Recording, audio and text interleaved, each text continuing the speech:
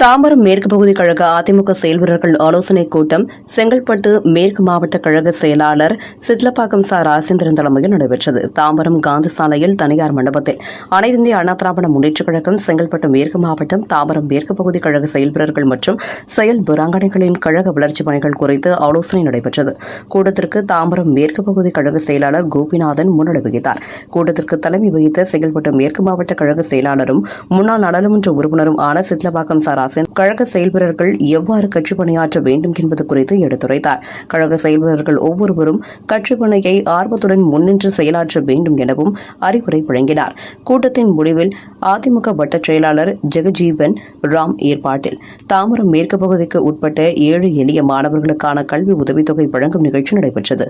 இதில் மாவட்ட கழக செயலாளர் சிட்லப்பாக்கம் ச. ராஜேந்திரன், பகுதி கழக செயலாளர் கோபிநாதன் ஆகியோர் 7 மாணவ மாணவிகளுக்கு கல்வி உதவித்தொகைகளை வழங்கினர். இந்த நிகழ்ச்சியில் தாம்பரம் கிழக்கு பகுதி செயலாளர் கூத்தன், மத்திய பகுதி செயலாளர் எல்.ஆர். செல்லியன் மற்றும் தாம்பரம் மேற்கு பகுதி கழக வட்டக்கழக செயலாளர்கள், நிர்வாகிகள், செயல்வீரர்கள் என பலர் திரளாக கலந்து கொண்டனர்.